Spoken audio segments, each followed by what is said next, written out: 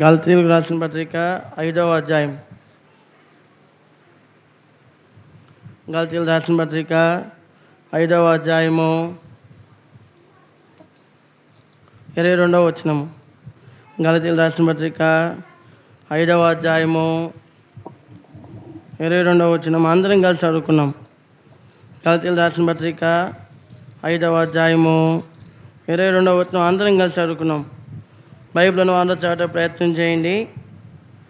అయితే ఆత్మఫలం ఏమనగా ప్రేమ, సంతోషము, సమాధానము, దీర్ఘశాంతము, దయాళత్వము, మంచితనము, విశ్వాసము, సాత్వికము, ఆశా నిగ్రహము. మరి ఈ యొక్క వాక్యము ఎక్కడుందండి? ఈ వాక్యం ఎక్కడుంది? మరి క్యాలెండర్ వాగ్దానం అనగా మార్చి నెలకి, ఏప్రిల్ నెలకి దేవుడిచ్చిన వాక్యము ఆత్మఫలము. కాబట్టి మరి కొలసీలు రాసిన పత్రిక 3వ అధ్యాయము 12వ వచనం అందిస్తే, కొలసీలు రాసిన పత్రిక 3వ అధ్యాయము 12వ వచనము చూడండి. కొలసీలు రాసిన పత్రిక 3వ అధ్యాయము 12వ వచనము. కాగా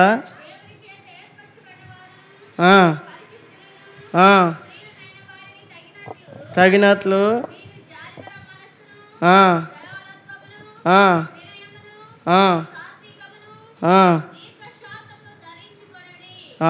చాలండి. ఇక్కడ మనం చూస్తే మరి ఇక్కడ చదువుకున్న వాక్యం రీతిగా ఏ మనసు మనం ధరించుకోవాలండి? ఏ గల మనసు ధరించుకోవాలి? జాలి గల మనసు, దయాళత్వము, వినయము, సాత్వికము, దీర్ఘశాంతములు ధరించుడి అని ఉంది. అదే ఇంగ్లీష్లో ఏమని ఉందంటే ఆత్మఫలం అని ఉంది. ఇంగ్లీష్లో ఏముంది? ఆత్మఫలము. ఆత్మఫలం అనగా మరి మనం చదువుకున్నాం కదా, మనకేముండాలి? ఆత్మఫలంలో ఏమున్నాయి? ఏం తగ్గించుకో మనం? జాలి గల మనసు అనగా జాలి ఉండాలి, ఎదురువారి మీద జాలి, దయ, కనికరం ఉండాలి. దానికంతా ఇంకా మీకు అర్థమయ్యే భాషలు చెప్పాలంటే ఎదురువారి మీద ఏముండాలి? జాలి గురించి ఎదురువాక్యం ఏంటంటే ప్రేమ. ఏముండాలి? ప్రేమ ఉండాలి. ప్రేమ లేకపోతే మన జీవితం వ్యర్థమే.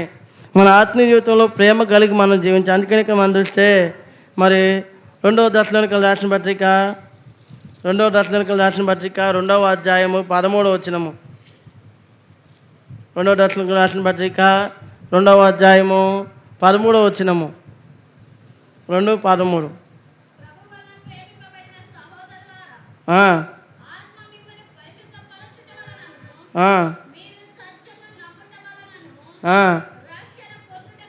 రక్షణ పొందుటకు ఆది నుండి దేవుడు మిమ్మల్ని ఏర్పరచుకుని కనుక మేము మిమ్మల్ని బట్టి ఎల్లప్పుడూ ఎల్లప్పుడు ఏం చేయాలంటే దేవునికి కృతజ్ఞతాస్తుతులు చెల్లించాలి. ఎందుకు ఎల్లప్పుడు దేవునికే చెల్లించాలి అంటే గత నెలంతా దేవుడు కాపాడి ఈ యొక్క నెలలో ప్రవేశపెట్టాడు. అనగా మరి 2వ నెల అంతా కాపాడి 3వ నెలలో దేవుడు ప్రవేశపెట్టాడు. కాబట్టి మనం ఏం చేయాలి? దేవునికి స్తుతులు చెల్లించాలి, కృతజ్ఞతలు చెల్లించాలి. కాబట్టి ఇక్కడ మన బైబిల్లో మనం చూస్తే మరి ప్రేమ గురించి మనం చూస్తాం. ఆరాధన కొరకు లేవ్యాకాండము 19వ అధ్యాయము 18వ వచనము. లేవ్యాకాండము 19వ అధ్యాయము 18వ వచనము. లేవ్యాకాండము 19వ అధ్యాయము 18వ వచనము.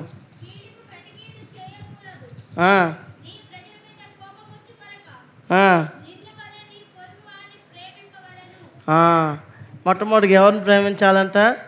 పొరుగువారిని ప్రేమించాలి. ఒకప్పుడు మనం లోకంలో పాపంలో జీవించినప్పుడు అందరినీ ప్రేమించాం, అందరినీ నమ్మాం. అందరూ మనవారే, అందరూ నా వారే అని, అందరూ నా వారే అని మనం అనుకున్నాం. లోకం అంతా నాదే నించాం, బంధుమిత్రులే ప్రియులు అనుకున్నాం. కానీ చివరికి అంత ఏమైపోయింది? మోసం అని తేలిపోయింది కదా. ఇప్పుడే దేవుని నమ్ముకున్నామో మనకేం తెలిసింది? అదంతా మోసం అని అర్థమైంది. అందుకని ఎవరిని ప్రేమించాలి? మనము ఎవరిని ప్రేమించాలి? పొరుగువారిని ప్రేమించాలి. నోరు తెరిచి ఆరాధన చేసే మనము లోకంలో పాపంలో మనం పొరుగువారిని ప్రేమించాలి. 2వదిగా దృష్టి చూడండి. మరి ద్వితీయోపదేశకాండము 6వ అధ్యాయము 5వ వచనము. ద్వితీయోపదేశకాండము 6వ అధ్యాయము 5వ వచనము. ఆ, ఆ, ఆ, ఆ. పొరుగు వారిని ప్రేమించాలి. తర్వాత ఎవరిని ప్రేమించాలి? దేవుని ప్రేమించాలి. అదేంటయ్యా, వారం వారం నేను ఆరాధన చేస్తున్నా, బల్ల తీసుకుంటున్నాను, మరి ప్రతి ఆదివారం నేను మరి తెల్లని వస్త్రాలు ధరించుకొని మందిరానికి వస్తారు, మంచి ఆరాధన చేస్తా, అన్నీ బాగానే ఉన్నాయి కదా అంటే, ప్రేమ లేకుండా నువ్వు ఆరాధన చేసినా, ప్రేమ లేకుండా బల్ల తీసుకున్నా నీ జీవితం వ్యర్థమే. నీ జీవితంలో ప్రేమ ఉండాలి. దేవుని ఆరాధన చేస్తే ప్రేమ ఉండాలి. దేవుని ప్రేమ లేకుండా ఆరాధన చేయలేరు. కాబట్టి మనం చూస్తే చూడండి, మరి రెండవదిగా చూస్తే ద్వితీయోపదేశకాండము 11వ అధ్యాయము, ద్వితీయోపదేశకాండము 11వ అధ్యాయము 1వ వచనము, 13వ వచనము, 22వ వచనం మనం చూస్తే ద్వితీయోపదేశకాండము 11వ అధ్యాయము 1వ వచనము, అలాగనే 13వ వచనం, 22వ వచనం చూడండి. కాబట్టి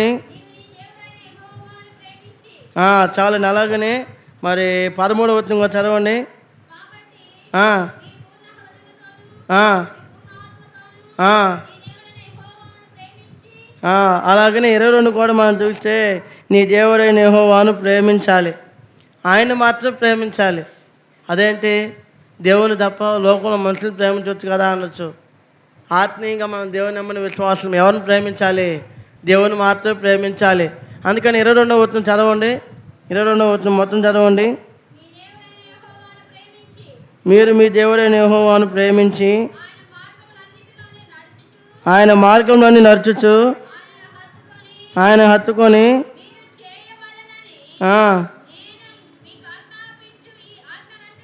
నేను మీకు ఆజ్ఞాపించే ఆజ్ఞలన్నింటినీ అనుసరించి చాలండి. దేవుడు ఇచ్చిన ఆజ్ఞ పాటించి ఆయనను ప్రేమించి జాగ్రత్తగా నడుచుకోవాలి.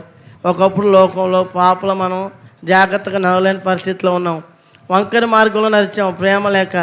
ఎప్పుడైతే ఆయన ఈ లోకానికి వచ్చి మనం రక్షించుకున్న తర్వాత ఆయన ప్రేమను మనకు చూపించాడో, ఆయన మార్గంలన్నీ ఆయన ఆజ్ఞలన్నీ గైకొని ఆయన మార్గంలో నడిచేవాడుగా చేస్తూ వచ్చాడు. అందుకని ఇక్కడ మనం చూస్తే చూడండి, మరి ద్వితీయోపదేశకాండము 13వ అధ్యాయము 3వ వచనం మనం చూస్తే ద్వితీయోపదేశకాండము 13వ అధ్యాయము 3వ వచనము,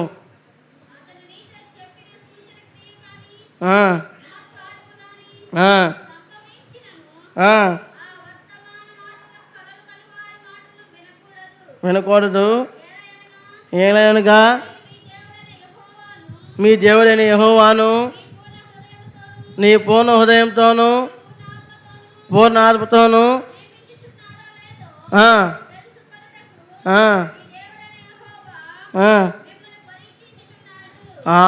చాలండి. ఇప్పుడు ఇది అసలు మాట. ఏం మాట అంటే, దేవుని ప్రేమిస్తున్నారో లేదో ఆయన ఏం చేస్తున్నారు? పరీక్ష చేస్తున్నారు. అది ఇంగ్లీష్లో ఏముందంటే టు నో వెదర్ ఈ దై లార్డ్ లవ్ అని ఉంది. దేవుని నువ్వు ప్రేమిస్తున్నావో లేదో పరీక్ష చేసుకోమంటుంది. మరి దేవుని ప్రేమిస్తున్నామా? దేవుని ప్రేమిస్తున్నామా? లోకాన్ని ప్రేమిస్తున్నామా? లోకంలో ఉన్నదంతా శరీరాశ, నేత్రాశ, జీవబ్రహ్మము. కాబట్టి లోకంలో మనం తిరిగాం, లోకంలోనే ఉన్నాం, లోకంలో ఉన్నదే తాగాం, లోకంలో ఉన్నదే తిన్నాం. ఎప్పుడైతే దేవుని నమ్ముకున్నామో లోకానికి మనం ఏమైపోయామో వేరైపోయాం. దేవుని బిడ్డగా మనం జీవించాం. కాబట్టి ఆయన ప్రేమను మనకు అనుగ్రహించాడు. ఆ ప్రేమలోనే ఆయన మనలను తీసుకుని వెళ్తున్నాడు. అందుకనే కదా ఇందాక మనం పలుకున్నాం కదా, ప్రేమ గల మా ప్రభువా ప్రేమ అయినావయ్యా అని. తండ్రి అయినా మర్చిపోతాడు, తల్లి అయినా మర్చిపోతాడు, కానీ దేవుడు నిన్ను మాత్రం మర్చిపోయే దేవుడు కాదు. అందుకని ఇక్కడ మనం చదువుకుంటా ఆయన మనం ప్రేమిస్తున్నామో లేదో మనం పరీక్ష చేసుకోవాలి. ఎందుకు? ఆయన మనకి కలవరిలో మన కొరకు ప్రాణం పెట్టి రక్తం కాచి తిరిగి లేచాడు. కాబట్టి ఆ దృశ్యాన్నైనా మనం చూసి మనం ప్రేమించాలి. అందుకని ఇక్కడ మనం చూస్తే కీర్తనల గ్రంథము చూడండి. కీర్తనల గ్రంథము 18వ అధ్యాయము 1వ వచనము. కీర్తనల గ్రంథము 18వ అధ్యాయము 1వ వచనము.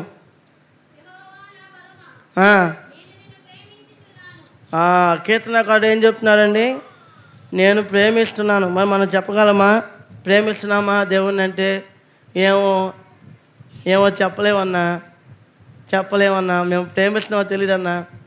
అందుకనే సండే స్కూల్ బుక్లో ఓ పాట ఉంది. దేవుని ప్రేమయే అద్భుతం, దేవుని ప్రేమయే అద్భుతం, దేవుని ప్రేమయే అద్భుతం, దేవుని ప్రేమ ఎంతో ఎత్తు నీవు ఎక్కలేనిది, ఎంతో లోతు నీవు తాకరానిది, ఎంతో వెడల్పు నీ కందరానిది, దేవుని ప్రేమ. ఇంగ్లీష్లో బాగుంటుంది పాట. God's love to me is wonderful అని. దేవుని ప్రేమ ఆశ్చర్యమైనది. అది ఎంత లోతో ఎంత వెడల్పో ఎంత ఎత్తైందో మనం కొలవలేము. కానీ అగాపే ప్రేమతో మనం ఏం చేయాలి? దేవుణ్ణి ప్రేమించే వారంగా ఉండాలి. అందుకని ఇక్కడ మనం చూస్తే చూడండి, మరి కీర్తనల గ్రంథము మొట్టమొదటిగానేమో మరి పొరుగువారిని ప్రేమించాలి. రెండవదిగా మనం చూస్తే దేవుని ప్రేమించాలి. మూడవదిగా ప్రేమ గురించి చూడండి. కీర్తనల గ్రంథము 26వ అధ్యాయము 8వ వచనము. కీర్తనల గ్రంథము 26వ అధ్యాయము 8వ వచనము.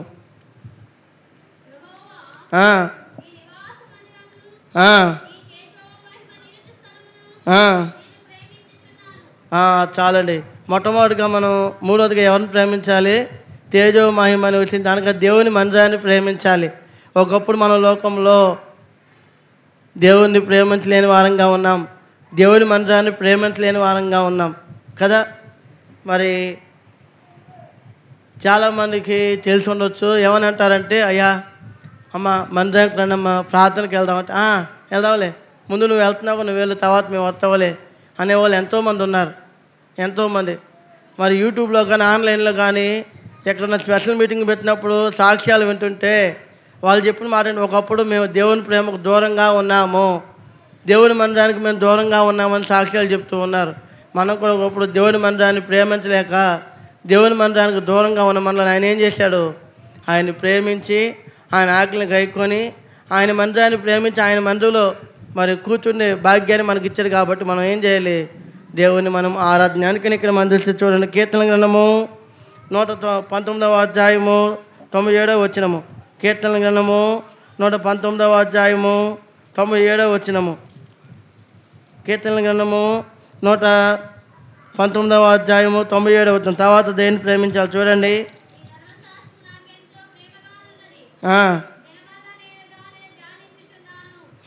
చాలండి. మూడవదిగా మరి నాలుగవదిగా మనం చూస్తే దేన్ని ప్రేమించాలి? ధర్మశాస్త్రం అనగా దేవుని వాక్యాన్ని ప్రేమించే వారంగా ఉండాలి. ఒకప్పుడు లోకంలో పాపంలో దేవుని వాక్యాన్ని ప్రేమించలేని వారికి ఉన్నాం. ఎప్పుడైతే మనం దేవుని తెలుసుకున్నామో దేవుని వాక్యాన్ని ప్రతిదినము ధ్యానిస్తూ దాన్ని మనం ప్రేమించే వారంగా ఉన్నాం. ఐదవదిగా చూడండి, కీర్తనల గ్రంథము 119వ అధ్యాయము 119వ వచనము. కీర్తనల గ్రంథము 119వ అధ్యాయము 119వ వచనము.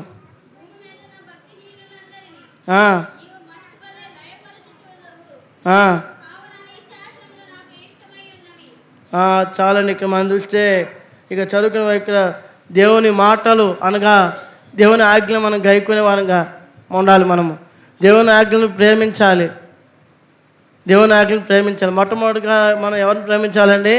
పొరుగువారిని ప్రేమించాలి. రెండవదిగా మనం దేవుని ప్రేమించాలి. మూడవదిగా దేవుని ఆజ్ఞలను ప్రేమించి ఆయనతో నడిచే వారంగా ఉండాలి. నాలుగవదిగా మూడవదిగా దేవుని మందిరాన్ని ప్రేమించాలి. నాలుగవదిగా దేవుని ఆజ్ఞను లోబడే వారంగా మనం ఉండాలి. కాబట్టి ఐదవదిగా మనం చూస్తే దేవుని మాటలు ఆయన ఆజ్ఞలు ప్రేమించి ఆయన మార్గంలో నడిచే వారంగా ఉండాలి. ఉన్నామా? మార్గంలో లోకంలో పాపంలో జీవించి మనలను ఆయన ఆజ్ఞలు ప్రేమించి ఆయనను ప్రేమించి ఆయన మార్గంలో నడిచే వారంగా మనం చేస్తూ వచ్చాడు. కాబట్టి మనం ఏం చేయాలి? దేవుని స్తుతించాలి. అందుకని ఇక్కడ చూడండి, సామెతల గ్రంథము 8వ అధ్యాయము 17వ వచనము. సామెతల గ్రంథము 8వ అధ్యాయము 17వ వచనము. నన్ను ప్రేమించు వారిని చాలండి. ఎవరైతే దేవుని ప్రేమిస్తారో వారిని మాత్రమే దేవుడు ప్రేమించే వారికి. అదేంటయ్యా, మేమందరం బాప్తిస్మం తీసుకున్నాం, ప్రతి ఆదివారం ఆరాధన చేస్తాం, బల తీసుకుంటున్నాం అని అనుకోవచ్చు. కానీ నువ్వు దేవుని ప్రేమించకుండా నువ్వు ఈ లోకంలో జీవిస్తే దేవుని నిన్ను ప్రేమించడు. అందుకనే బైబిల్ వాక్యం మనం చూస్తే దేవుని ప్రేమించే వారికి ఆయన ఏం చేస్తాడంట? ఆయన తన ఆస్తికర్తలుగా చేస్తానని వాక్యం సెలవిస్తుంది. ఎవరైతే దేవుని ప్రేమిస్తారో వారిని దేవుడు ప్రేమించేవాడికి ఉంటాడు. కాబట్టి మరి నువ్వు ఎన్ని సంవత్సరాల నుంచి మందిరానికి వస్తున్నావో తెలియదు, కానీ నువ్వు దేవుని ప్రేమిస్తున్నావా? దేవుని ఆజ్ఞకు లోబడుతున్నావా? ప్రభా, లోకంలో పాపంలో ఉన్న నన్ను, నీ లోకంలో ఉన్న నన్ను నువ్వు రక్షించుకొని నీ సన్నిధి నడిపించావు. నిన్ను ప్రేమించే ధన్యత నాకు ఇచ్చావు. మరి నీ ప్రేమ, నీ వాక్యాన్ని ధ్యానించే ధన్యత నాకు ఇచ్చావు. నీ ఆజ్ఞలు గైకొనే ధన్యత నాకు ఇచ్చావు. లోకంలో ఉన్న వాటిని అన్నింటినీ వేరుపరిచి నన్ను మాత్రమే నువ్వు ప్రేమించావు. అన్నుని బట్టి నీకు స్తోత్రాలని ప్రభు సన్నిధిలో మనం ఏం చేయాలి? దేవుని ఆరాధించే వారంగా ఉండాలి. అందుకని ఇక్కడ చూడండి, మరి పరమగీతములు 8వ అధ్యాయము 6వ వచనము. పరమగీతములు 8వ అధ్యాయం 6వ వచనము. ప్రేమ చూడండి, ఇక్కడ మనం చూస్తే ప్రేమ మరణం కన్నా ఏంటంట బలమైనది. కాబట్టి దేవుని ప్రేమ మరణం కన్నా బలమైనది. ఆయన మన కొరకు కలవరిశిలో రక్తం కాచి ప్రాణం పెట్టి మరణం పొంది తిరిగి లేచాడు. కానీ మనకేమనుగ్రహించాడు? ఆయన ప్రేమను అనుగ్రహించాడు. ఆయన ఆరాధించే భాగ్యాన్ని దేవుడు మనకు అనుగ్రహించాడు. కాబట్టి మనం దేవుని స్తుతించి మహింపరిచే వారంగా ఉన్నాం. చివరిగా మనం చూస్తే యోహాను సువార్త 3వ అధ్యాయము 16వ వచనం. అందరికీ తెలిసిన మాటలే. యోహాను సువార్త 3వ అధ్యాయము 16వ వచనం. దేవుడు లోకమును ఎంత ప్రేమించే దేవుడు అంటే చెప్పలేనిది, కొలత లేనిది, ఎంతో ఎత్తు, ఎంతో లోతు దేవుడు మనల్ని ప్రేమిస్తున్నాడు. ఆయన ప్రేమించి ఆయన ఆస్తికర్తలుగా చేసేవాడుగా ఉన్నాడు. అందుకని ఇక్కడ మనం చివరిగా చూస్తే చూడండి, యోహాను సువార్త 3వ అధ్యాయము 35వ వచనం. మనం చూస్తే యోహాను సువార్త 3వ అధ్యాయము 35వ వచనము.